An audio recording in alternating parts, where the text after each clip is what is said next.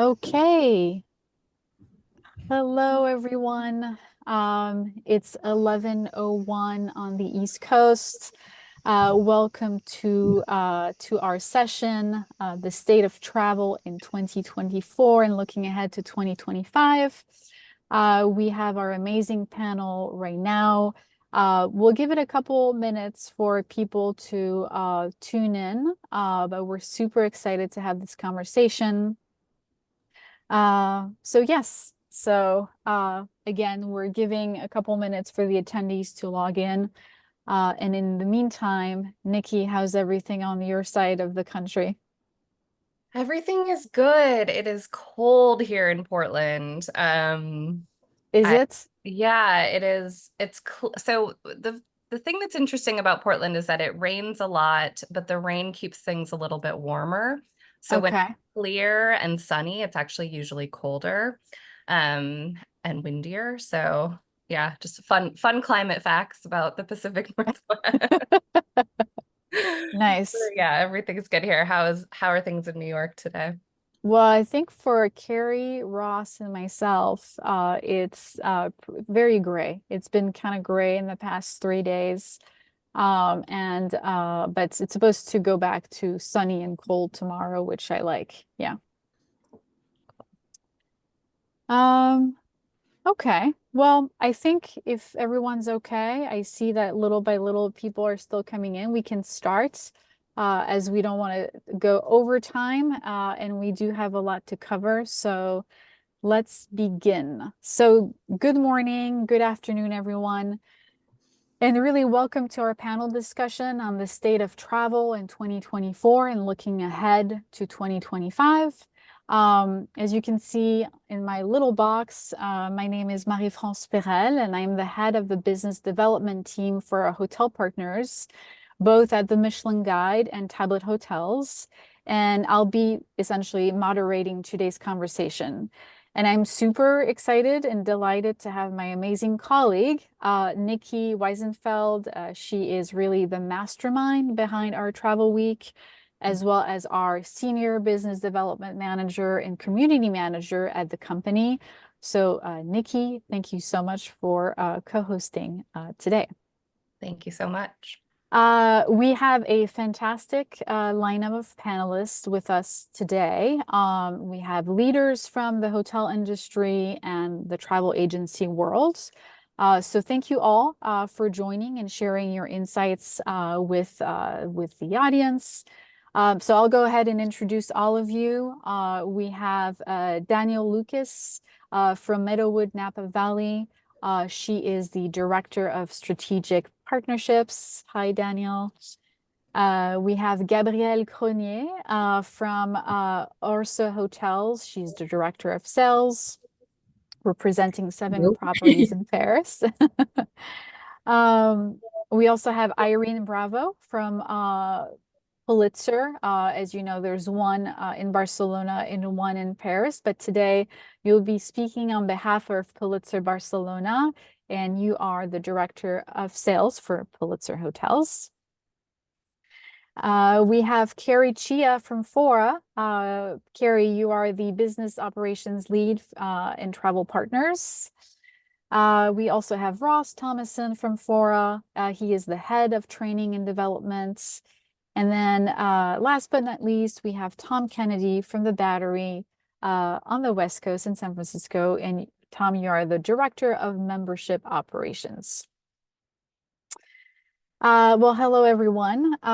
So I think it's fair to say that it's been a pretty fascinating year for our industry so far. We've witnessed shifts in travel demand.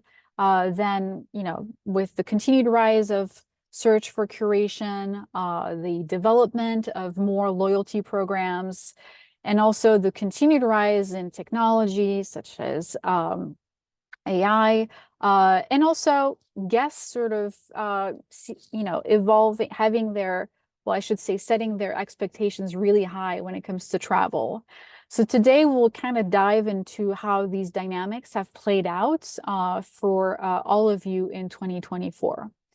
We'll also look ahead So what's on the horizon for 2025? What trends should we prepare for?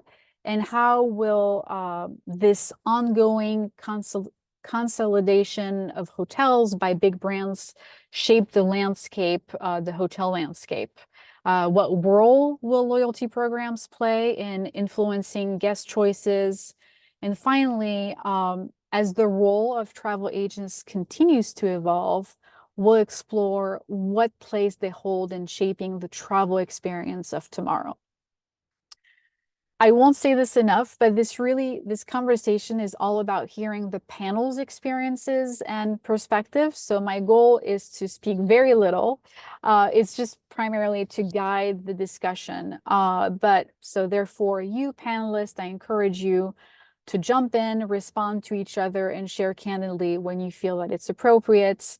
And together, we'll definitely gain a better understanding of what's coming and how we can sort of all thrive in the years ahead.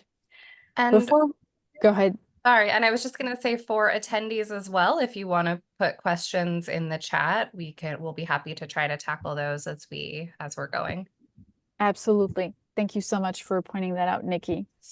Okay, so and we'll reserve like the last few minutes, as you said, to cover these questions, if any come to throughout the conversation. Okay, so let's get started. So reflecting on 2024, how did the year look? So in terms of production and growth, how has the year been for you, Irene, for Pulitzer Barcelona? Well, as you mentioned at the beginning, I think for all of us, this has been a fantastic year. Us at Pulitzer Barcelona, as you mentioned before, we're going to be focusing on this property. We did have high expectations, but they have been surpassed. We cannot be happier. We're actually almost at the end of the year forecasting a growth of 10% versus 2023, which, as I think we all know, the yearly average growth normally would go approximately around a 5%, at least for boutique properties like ours. So we are exceptionally happy with these results. Okay. And a quick question on that. Do you feel from other colleagues or people in the industry in Barcelona that this is general for Barcelona as a city or specifically to Pulitzer Barcelona? Oh yes, it is in general feeling everybody is thriving. To be honest, it has been a wonderful year for Barcelona. It is true that over the last years, Barcelona no longer can say that we have a high and low season because people travel to Barcelona all year round, and that definitely does help a lot. But this year in particular, we've been very fortunate as well with the weather, and it's just been overall a very, very, very great year in terms of production for everybody. I think in the industry and all colleagues that I've spoken to agree with me. So very Okay, happy. that's amazing. Okay, good to know.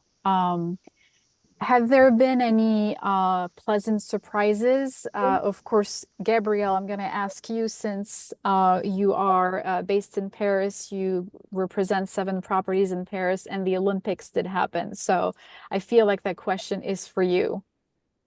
So I have to say, first thing first, of course, the Olympics. So we are very happy that it's over because it's been in everyone's mouth since, the beginning of the year. So of course, 2024 was dynamic for us. I have to say, not perhaps as much as Barcelona, but because Paris, it's number 1 city in the world. So the expectation, the numbers were crazy in 2023. And actually, the unexpected and unpleasant surprise in a way would be that, because of, um, travelers avoid, Paris in June and July, it impacts in a negative way numbers in June and July, which is supposed to be the peak season in Paris. But on the positive side, of course, August, which is not super a Parisian month, of course, numbers were much better. And I would say in terms of unpredictability, you expect from sponsors and partners to book a year and a half in advance, your group, on your stays. And actually, the biggest challenge was managing the last minute bookings during the Olympics. And when I say last minute, I know what I'm talking about. So it was between, 10 to even 50 rooms 3 days prior to the beginning of the Wow. Olympics, which makes no sense. And so it required quick adjustments, to pricing, to inventory. And on the flip side, it was encouraging to see guests embrace spontaneous travel, but it was challenging. That's fascinating because, you do represent like boutique hotels which by essence are a little bit smaller in terms of volume of keys, right? Right. Rooms. So I can't imagine accommodating, booking 30 rooms just all at once. That's kind of fascinating in 3 days. Yeah. Yeah, and if I Crazy. may just So, add like a travel agency perspective, we were very surprised by, how soft the bookings were for yeah, Paris, at least within Fora. And we were getting a lot of last minute I availability, know. No, offers, voilà. promotions. So I think the traveler's perspective shifted from, oh, let's avoid Paris at all costs to, hey, actually, why don't we just, go to Paris for this very special promotion? And yeah, so we were surprised by that.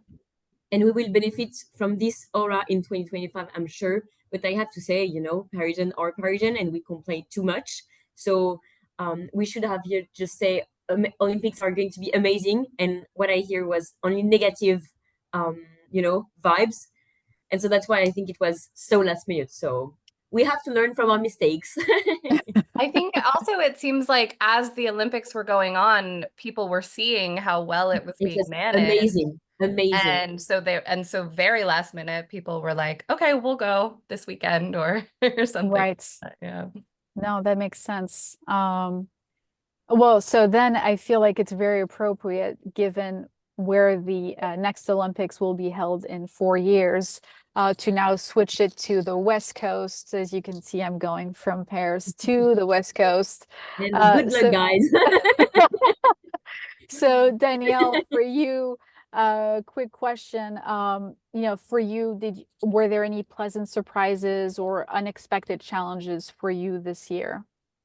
As we've seen with domestic travel in the US and ADRs continuing to increase and travel getting very weary of those increases and realizing they can go abroad or to more exotic destinations than domestically. We definitely saw in the Napa Valley occupancies and rates soften from a leisure perspective.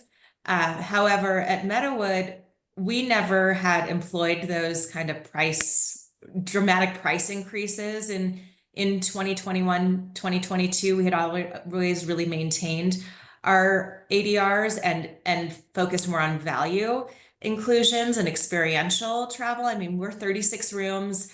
We focus on a very high level of service and really trying to make sure we are in contact with every single guest prior to arrival, curating custom itineraries. So we have that luxury of being able to really communicate what those additional values are. Whereas we saw in our market, a lot of properties significantly drop rates and try to compete from a rate standpoint, but then not necessarily deliver on the service aspect.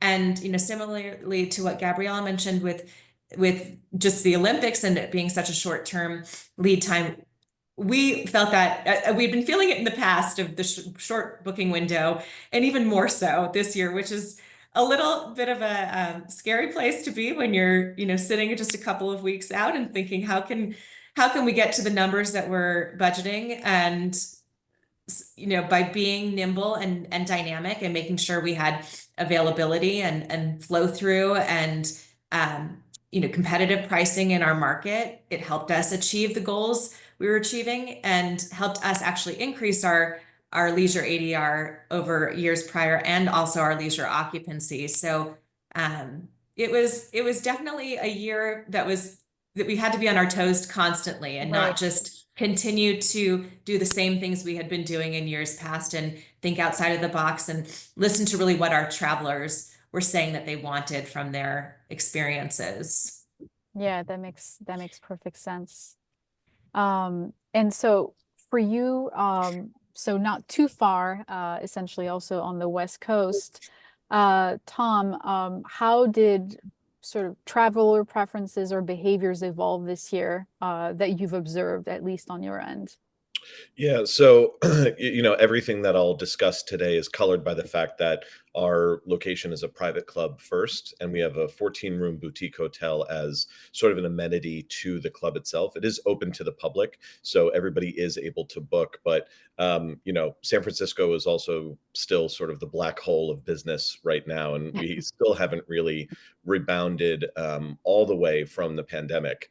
We haven't touched our prices in about 4 years or so. They're still the same exact Wow. prices as we've had.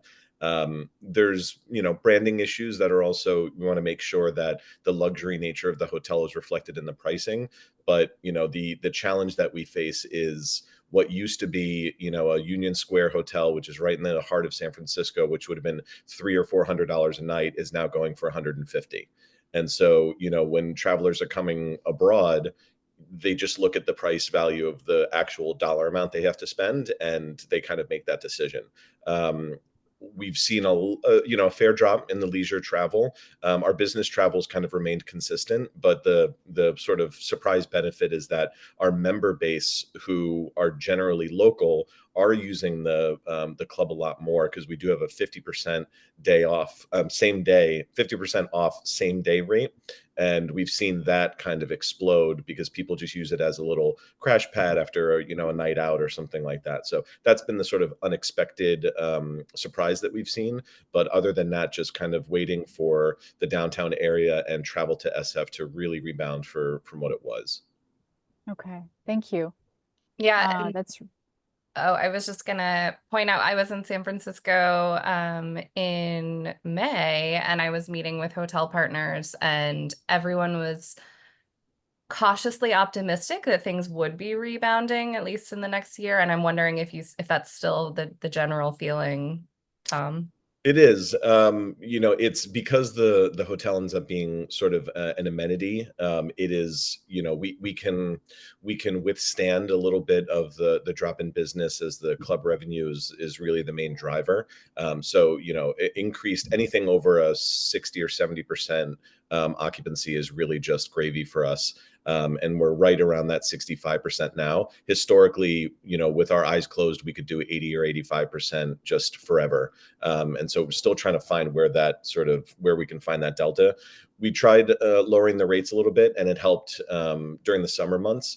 But I think, during these winter months, during our higher, travel holiday business season, we do tend to see it.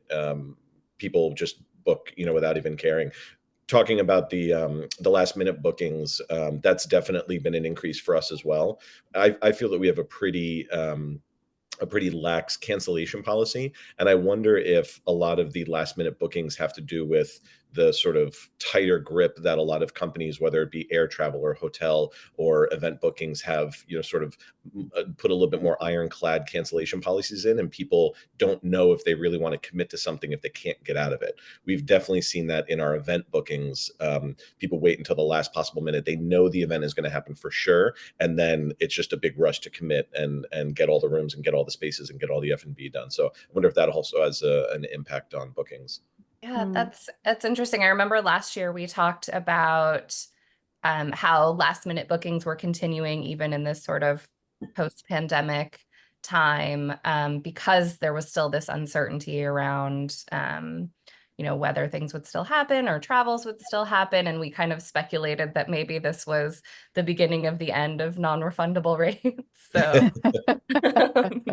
yet to be seen, but I think from like the travel agency perspective, we are seeing all of these things manifest in client conversations. If anything, I think clients feel much more flexible post-pandemic, and that leads to some of these last minute requests and last minute confirmations. I really see that in my own client base when it comes to prioritizing refundable rates or flexible rates over those non-refundable ones. I think as it relates to San Francisco, having conversations just like this one is very helpful for the agency and advisor communities, because our hotel partners that live and work in SF, in particular in this example, are able to share feedback with us that we can then share to our clients. So it really does help having this feedback loop to be able to go to our clients and encourage them to commit to a stay with some of our fantastic partners. I think as it relates to like room rates, pricing, adjusting ADRs, we also see like clients of our advisors are much more willing to pay for a room category that's higher than that entry-level one. Even if the rates may be dropping on those entry-level rooms, our clients are likely still to book a mid-tier or high-tier category, which I think is always a good thing. And it's just really helpful to be able to do that with like a full landscape view of what pricing adjustments are looking like, because price, of course, is one, if not the most important factor when clients are making a decision, but it's certainly not the only one. And so we see clients making a lot of decisions around the overall value offered, which is really nice to be able to highlight in today's call too. And to echo on Ross's comment in that vein, our travel agency segment has the highest ADR of really all of our leisure segments, and that our attention to travel advisors has always been a top priority, and it continues to be one because we recognize that the growth that we are going to realize needs to come in a lot of ways from ADR, and our travel advisors have the ability to convert bookings in higher categories and really articulate that additional experience and value to guests, unlike some of our other segments. So we've definitely seen that trend happen as well. And we saw that when we were putting together our travel trends and data insights presentation, which we have one more today at 2 p.m. Eastern, if anyone wants to join, that for our booking numbers, travel agent or pro agent booking ADRs are 11% higher than regular bookings. So we're seeing that same trend as well. I'm curious if you think, Ross or Carrie, if you feel like it is that kind of extra kind of additional touch of the advisor saying, oh no, book this room category because you'll have this extra space, or you want to have a couch or a working space or something like that. Because that kind of segs into the idea of the rise of travel advisors and people looking to these kind of personal recommendations. Yeah, I'm happy to jump back in, Carrie, and please add anything if you'd like. When we work with a client, we ask them what their priorities are for the trip. They share with us that they need to work remotely one day, or maybe they really want to prioritize rest and relaxation. And so maybe they need a higher category room with a tub or something special. And so when we make recommendations, we're only going to recommend room categories and properties that can meet those trip priorities. And we're able to have that conversation with clients in a way that I think can move towards upselling categories and also upselling certain property types if clients are trying to make decisions. Whereas if a client's booking on their own through an OTA or even a hotel's website, they don't always get that insider thought partnership that I think it just can provide. And so we do see that contributing to higher ADRs with our clients. We also see it contributing to the rise of the travel advisor, which of course we're a little bit biased, but really excited about. And Carrie, I'm not sure if you see that in your client base as well. Yeah, I definitely agree. When clients are, for example, splurging on a stay at the Plaza, they don't want just the most basic entry-level room. They want the suite experience. At least that's what I've seen with my clientele. And it sounds like this is a sentiment that's being shared across, all of our bookings data, which is really great to see. And it leads me to ask you then, both you, Carrie and Ross, I guess, what are your expectations for 2025, right? You have these actual ongoing conversations with your customers, so they're exploring what 2025 will look like for them in terms of travel. So what should we expect to see on our end? Carrie, I'll let you go start. Sure. Well, at least, okay, I'm just speaking from my personal perspective with my own client base, but I think I'm starting to see a lot of people start planning travel further ahead, like moving on from the topic of last minute bookings. I think my client base at least are after these bucket list destinations. They want to go see jaguars in Pantanal in Brazil. They want to go on African safaris. So they do understand that, these types of bucket list trips come with a lot of planning, a lot of lead time. And yeah, I'm excited to see, the bookings come in, not just, for my own client base, but obviously across our agency. And we are looking very healthy, I think, for 2025 bookings already, at least from what I looked at Or yesterday. you looked at. No, that's good. Yeah, absolutely. Yeah. Yeah, and I would Ross, I just don't know if you add, have other. yeah, I would add, like, I think, just a week or so ago, Fora released its hot list, which highlighted some travel trends to anticipate in 2025. And a lot of them were around far-flung destinations and luxury experiences for travel products that maybe people had forgotten about or not prioritized in the past. So things like luxury cruising, high-end and luxury all-inclusives, but also highlighting the opportunities for solo travel. And I think a willingness to go to second cities or maybe pair a second city adventure with a stop in one of the major urban centers worldwide. So I think travelers are a lot more comfortable with a creative itinerary and they're actually seeking it out. And so just to be able to plug them into different types of experiences, even in the same trip, where maybe they're getting a boutique property in an urban center, but then more of a resort feel if they're going a couple hours away. It's just been really nice to see that. Whereas I think, pre-pandemic, it was a lot of, let's go to Paris or let's go to Rome. And now it's like, let's go to Paris and then get into the countryside or pair that with 2 or 3 smaller cities. Just keep Paris in your mind. Yes, Paris is always in my mind. It's always a good idea. And I say that to my clients as well. It's so funny because I actually booked some Olympics clients into Paris through the Tablet Plus program. So this is a little full circle moment for me as well. Thank you for that. This is always music to our ears. So that's amazing. Well, so that's interesting. And I imagine, bouncing off so what you're saying, Ross, and going back to Irene, you said how Barcelona was such a successful destination in 2024. So this year, what are your expectations for 2025? Well, actually, we are expecting a continued growth, and in line with what Ross just said, and I'm very happy to hear that these guests are actually looking for these urban experiences in a boutique hotel. So you do have that feel of a boutique experience in the heart of a big city, which is our case in Barcelona with the Pulitzer. And again, with the search for a more curated experience and a more authentic and local experience overall, I do have really good and positive expectations for 2025 because we are filling in those boxes. I think many of these guests are kind of moving away from the more standardized luxury property and looking for a more authentic and local experience, which again is literally what makes us who we are, especially being a family-run business and the owners being from Barcelona. The care and love they put into that hotel and the experiences we offer to our guests and the common areas and rooms, everything just screams Barcelona. So I do have very, very, very good expectations. I have to admit, we're a little scared as well because 2024 has been such an amazing year that we're thinking, how are we going to do better in 2025? But continuing to hear this feedback as well, which was so interesting, by the way. Thank you so much to Carrie and Ross about what their guests are looking for. I think it gives us a little bit of peace in knowing that we do fit that profile of the type of boutique experience guests are looking for at the moment. So for now, I would say we don't have to worry too much. No, for sure. Irene, Thank if you. Barcelona has extra business that you can't handle, I'll take it over. We have capacity. I think we should exchange emails right after that and keep in touch.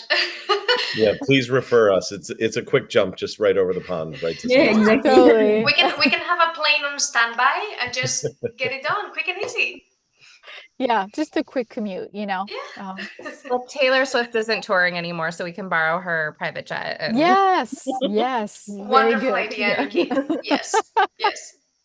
So then, Gabrielle, for you, because there's no Olympics in Paris next year, any strategies that you're particularly excited about for next year?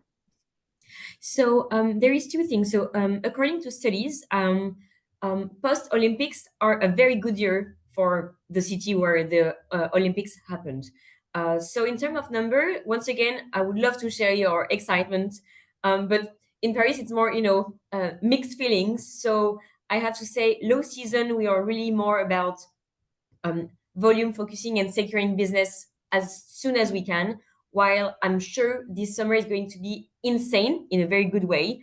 We anticipate a high season where we'll focus on optimizing IDR at its fullest. And in terms of news, for example, all the hotels are certified, have the Green Key certification, and we officially renewed the certification for the 7 hotels. So yay us! Congratulations, that's awesome. Yeah. And I have to say, even though it's not sales oriented, but it's sharing the same values. So we've recently, launched our new website, and for also hotels, and for each of the 7 hotels as well. And it features immersive videos. And so this is actually a game changer for us, because I'm sure we all share the same challenge. The video give potential clients, a true sense of who we are and what to expect.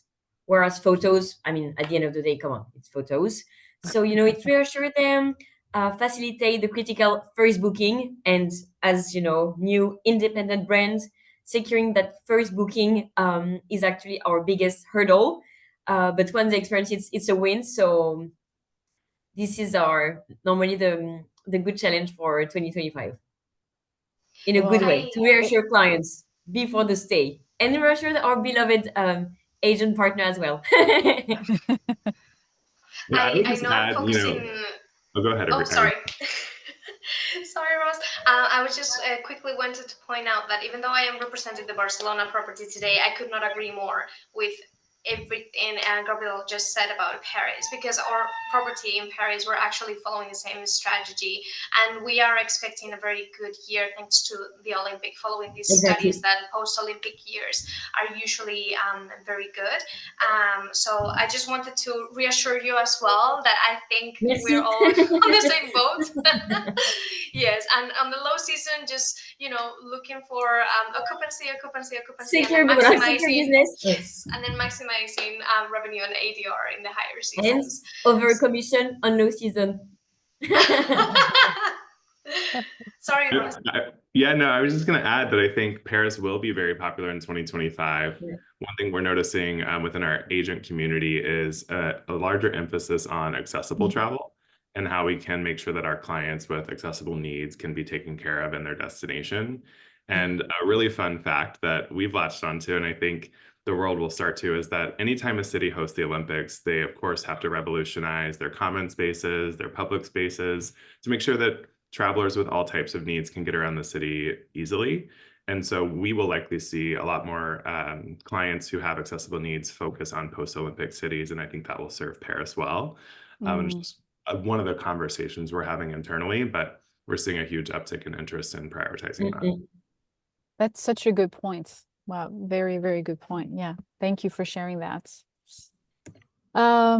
Okay, so if we're switching gears a little bit, we went through 2024, talked about potential expectations for 2025 and how to prepare for next year.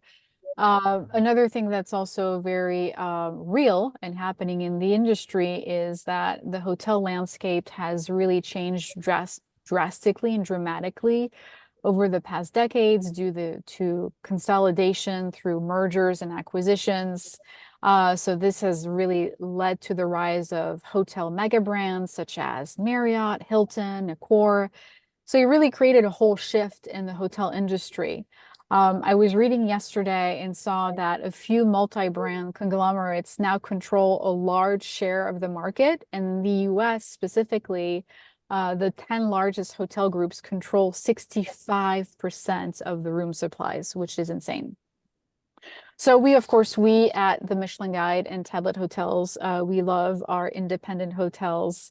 We have a special place in our heart for them. So of course, we can't help but wonder, how do you face this reality when you are an independent property? So if you don't mind, Tom, I will ask you, you did point out earlier that you're a 14-room property and membership sort of exclusive property. What are your thoughts on this trend, and how do you just deal with this reality?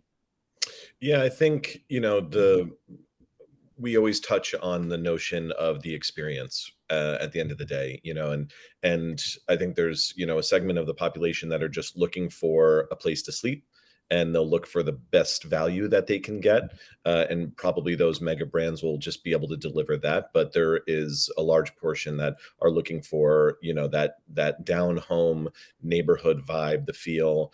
Exactly what Irene was saying about, the mom and pop owned. You're in the center of the city. You're speaking with people who live in that city. The experiences are being recommended. You're not just being sent to the tourist trap restaurant that's, on the wharf. You're actually going to the really cool restaurant that's deep in the city that people don't know about.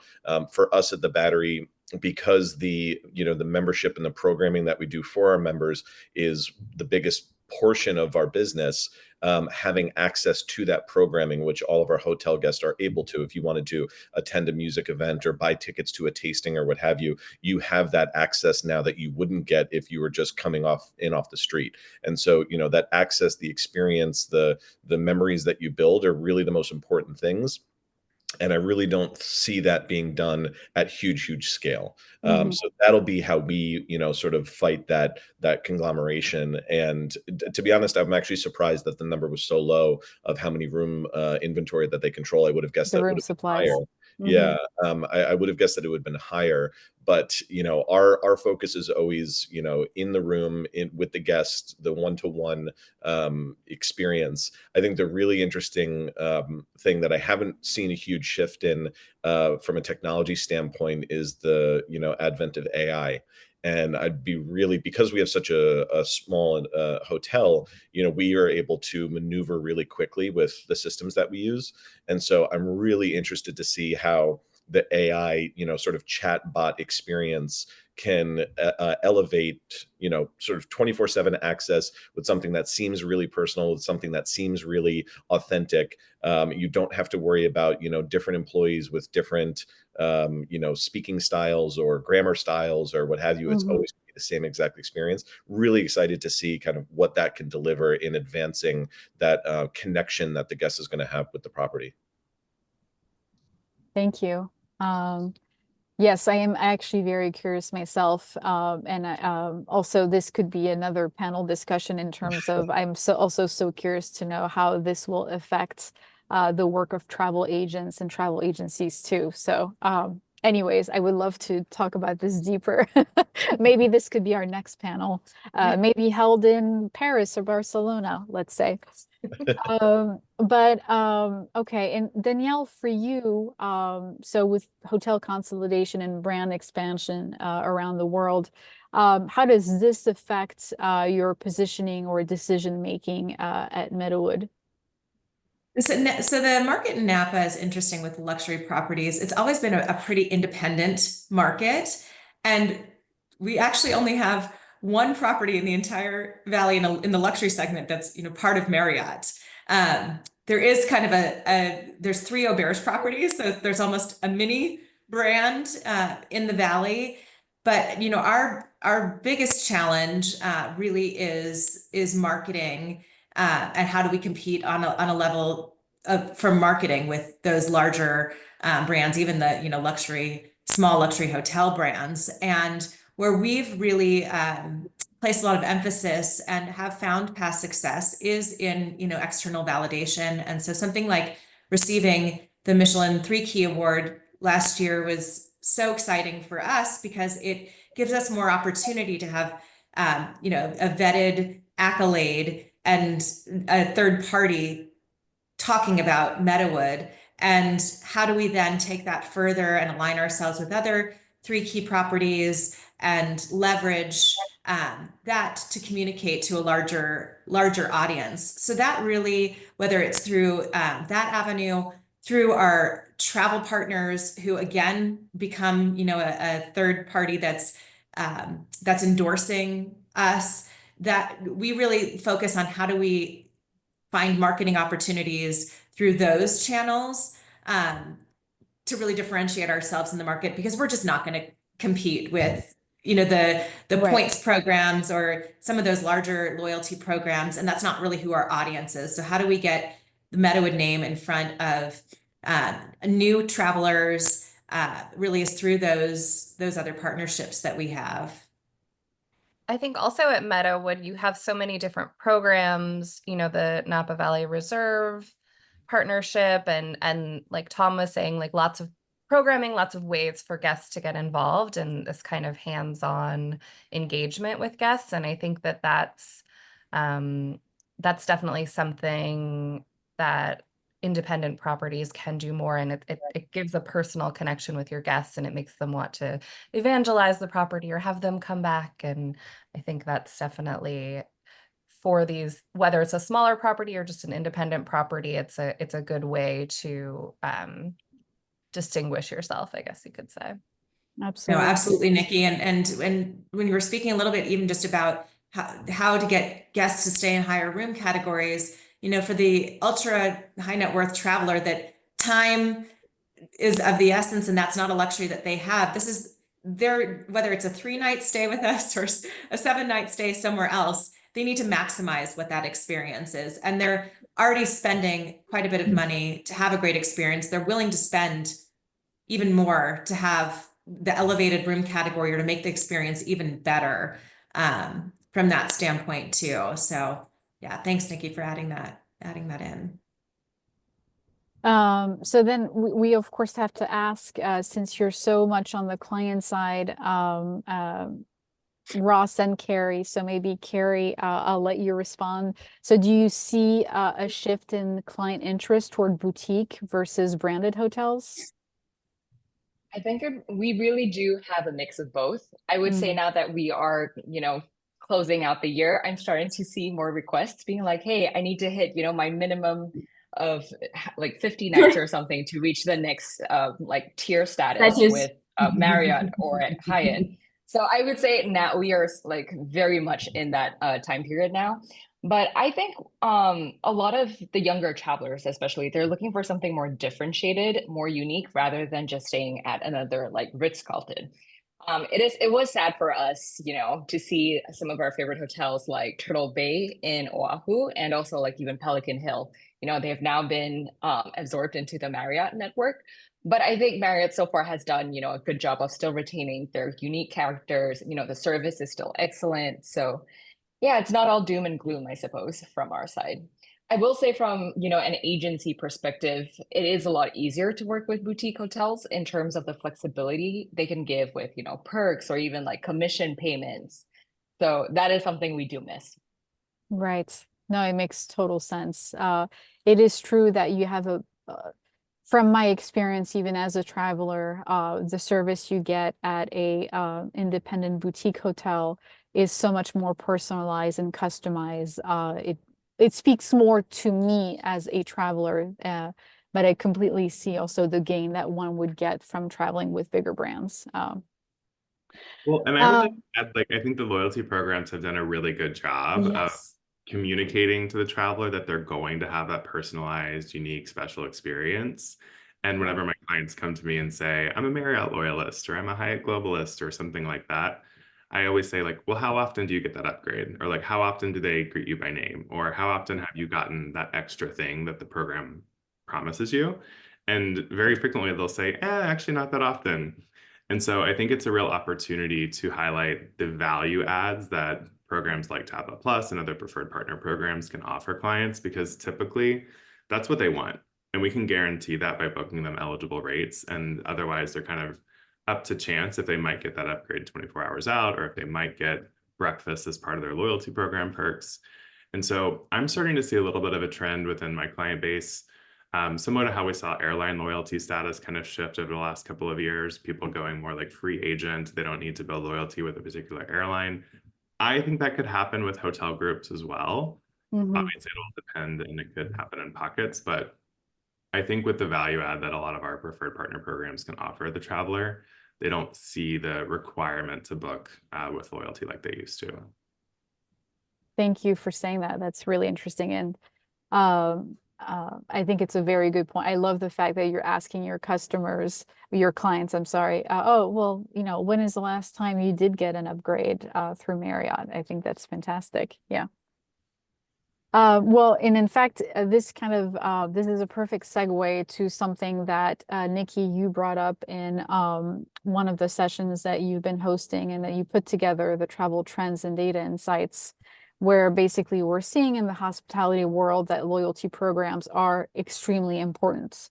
And they're important because the biggest takeaway from the presentation was that the competition for customers has really grown, and the cost of acquiring new customers has drastically increased. So whether you're bidding on metasearch or search engine marketing or other sort of digital marketing campaigns has really become the Wild West, and also extremely expensive.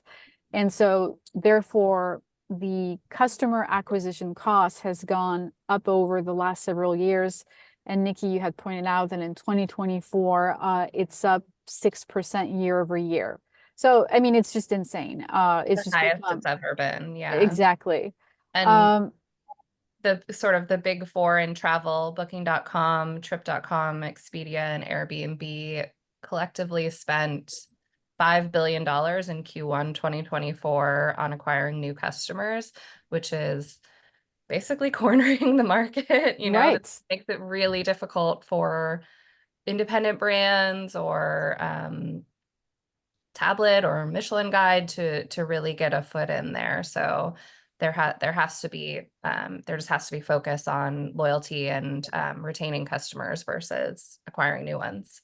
Right. Absolutely.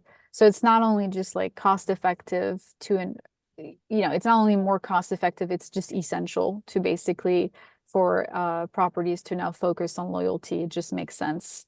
So Irene, I do have a question, because you and I have chatted a little bit on the side about this. How do you at Pulitzer compete effectively with big brand loyalty programs outside of being, of course, in Plus?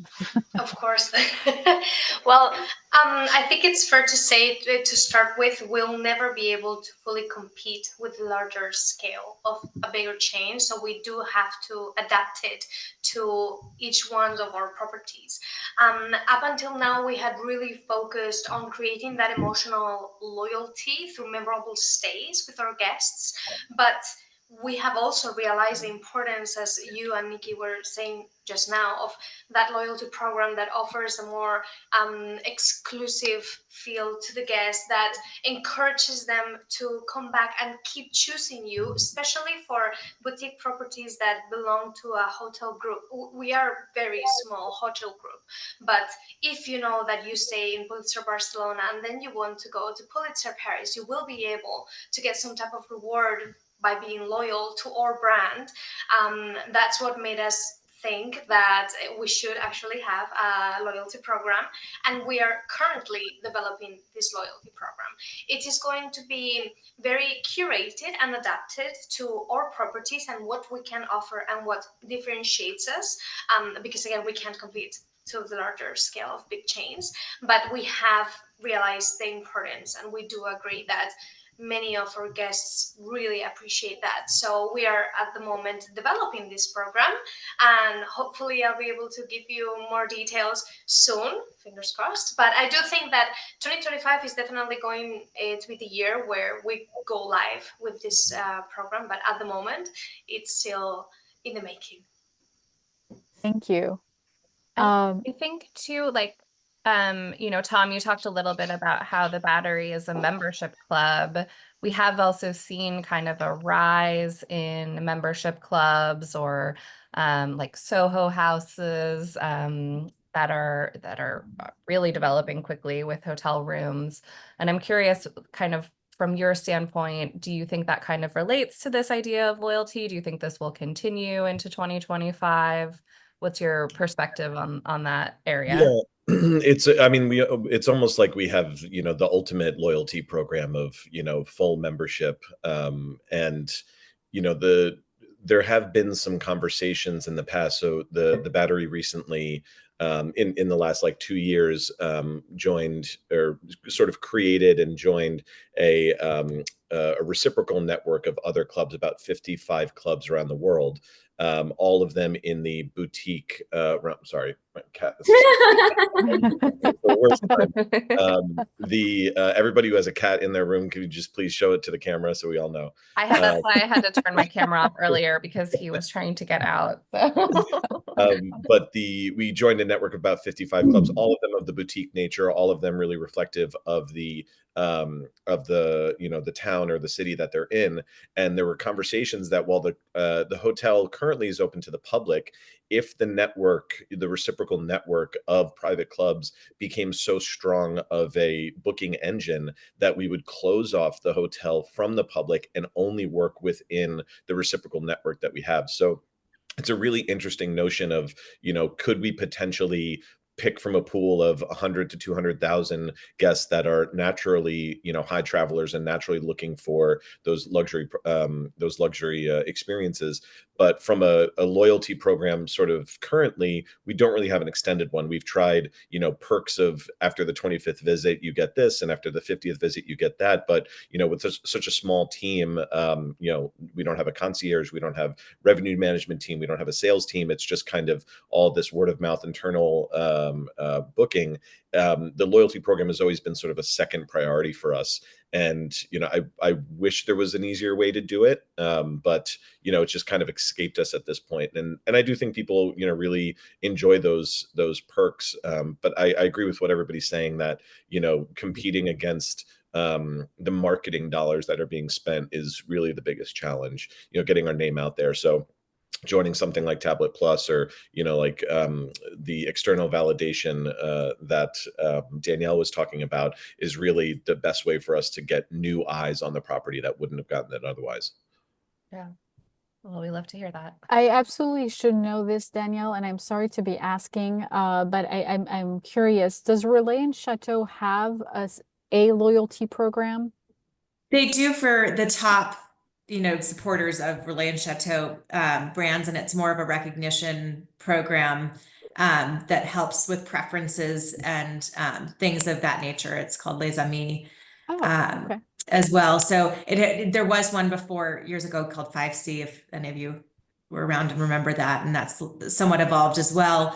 And with acquisition costs, as we've talked about, for new guests being so incredibly high, trying to find innovative ways to acquire new guests through existing relationships and partnerships. We've really taken efforts with our travel advisor partners to realize that they represent new client acquisition from a repeat booking individual standpoint with that advisor. So in somewhat holistically and organically making sure that full circle of the advisor relationship is recognized by our team internally, to the guest when they're in their planning stages, to the guest when they're on property, and then following their stay of the relationship with that advisor, then in turn has helped us be more successful in gaining additional bookings from that advisor, whether it's different guests or the same guests, recognizing that that's a big channel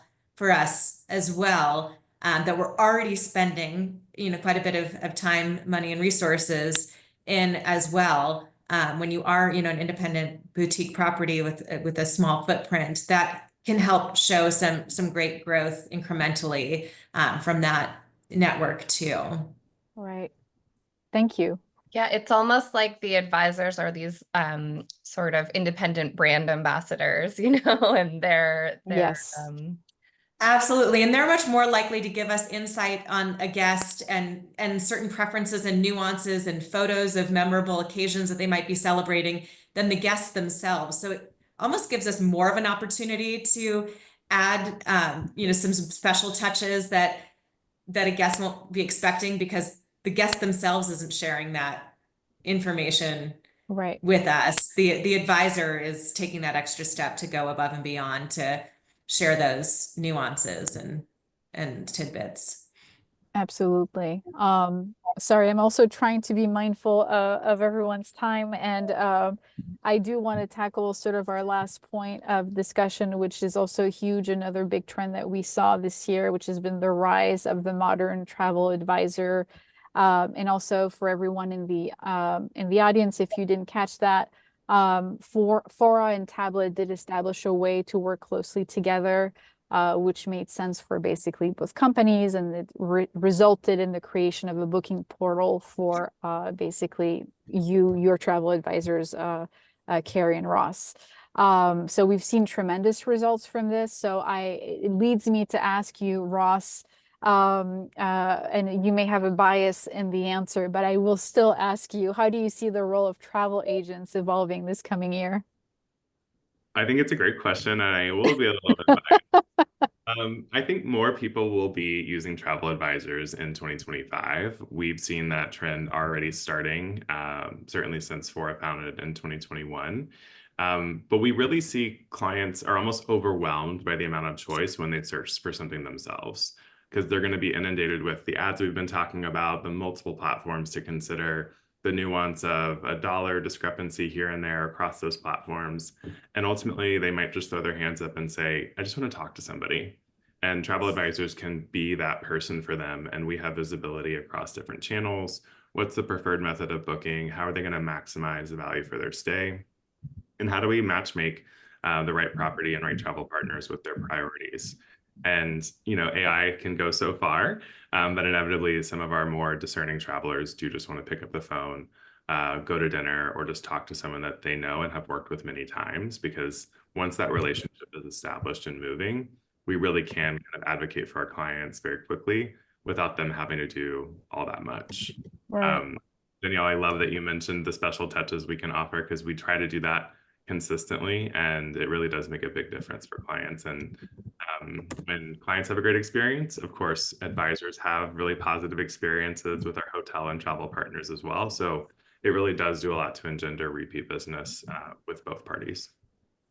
Do you see, Ross, I know we just have a couple more minutes, but are you anticipating increased competition for other companies kind of trying to come and take your turf?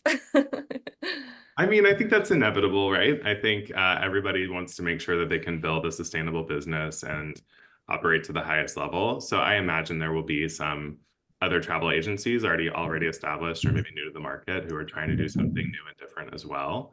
I really believe in the tech that we're building and how it's making the role of a travel advisor easier. And I know Carrie is hard at work with our partners to always make sure our advisors have the information that they need too. So I think it's inevitable, but I am really confident that the Fora experience will still be the preferred one.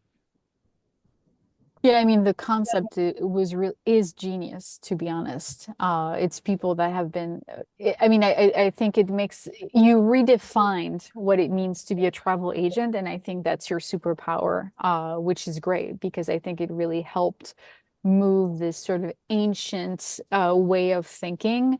And you've made it now cool and trendy and accessible. And so I do love that. Gabrielle, Gabrielle, I know that you and I had chatted on the side, and you foresee potentially the rise of travel agent bookings for your property. So I was wondering if you could briefly share your thoughts with us. Yes, of course. So once again, I fully agree. And I love to say, once again, being a travel agent has become sexy again, People always picture, outdated image, of someone struggling doing emails. And really today, agents, they are trendy, they are dynamic curators, and constantly seeking for hidden gems and tailoring unique travel experience. So I'm a 3000% travel agent person. And I have to say, at OFSO, and according to our sales strategy, we are committing, of course, to strengthening this channel, and we expect travel agent bookings to increase significantly. And if it's not the case, I might need to rethink my career choice. But the numbers are great.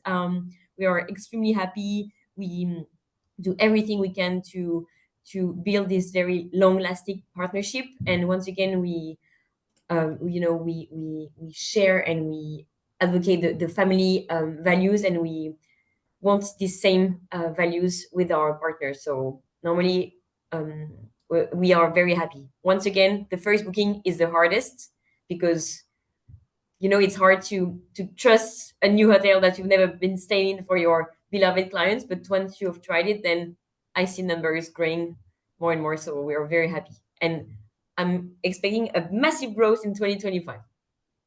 That's good to hear, and we are too. So it's great to hear that everyone is sort of on the same page. Now, before we close out in the next minute or so, I wanted to know if any of the panelists, any of you guys wanted to share maybe one key insight or recommendations for your industry colleagues in 2025. The floor is yours, whomever wants to take it first.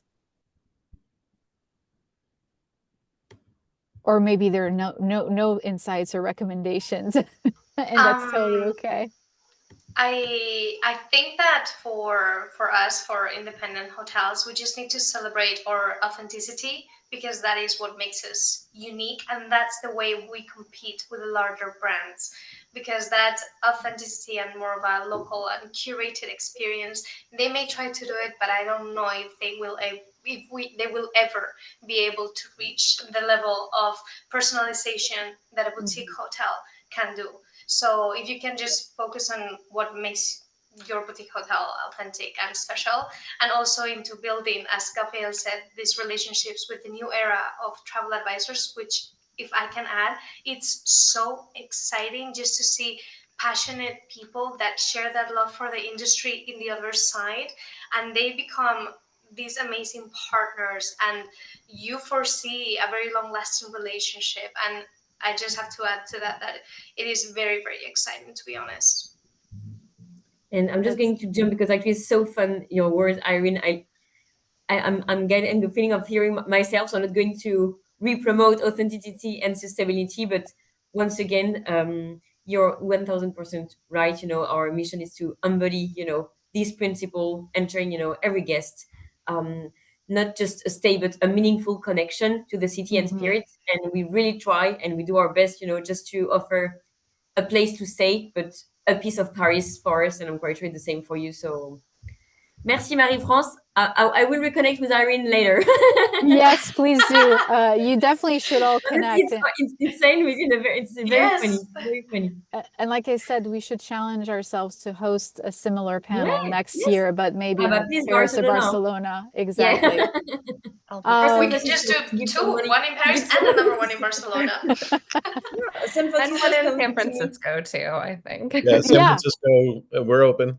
Totally. That's my insight for 2025 is don't forget about San Francisco. We won't. No we worries. won't, I promise. And well, thank you. I completely agree with Gabrielle and Irene and Thomas in maintaining our special independent nature and looking to partners like Tablet Plus to add value and experience for our travelers, instead of looking at what we can do from a discounted rate or something of that nature that's impossible to come back from. So our travelers are looking for more experience and access, and that's what they'll place higher value on, and don't diminish what you have, and stay true to that.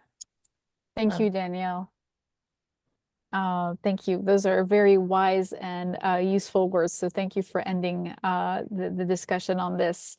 I know we've gone over, so thank you all so much, you, the panelists, for bringing your expertise and sharing your thoughts and insights with the audience. You, the audience, thank you for your participation. As always, it's really a pleasure for us to host Travel Week. So please be sure to tune in to the Travel Trend session this afternoon at 2 p.m. And tomorrow there's a lot more in store for you. Check out the schedule. We're covering key hotels, plus training sessions, optimizing your listing on our site. So again, thank you. And if I don't see you virtually, happy holidays to all of you. Thank you, Nikki. Thank you so much, Thanks, Marie-France. Everyone. Thanks, Bye. everyone. Thank you, everyone. Bye. Thank you. Bye.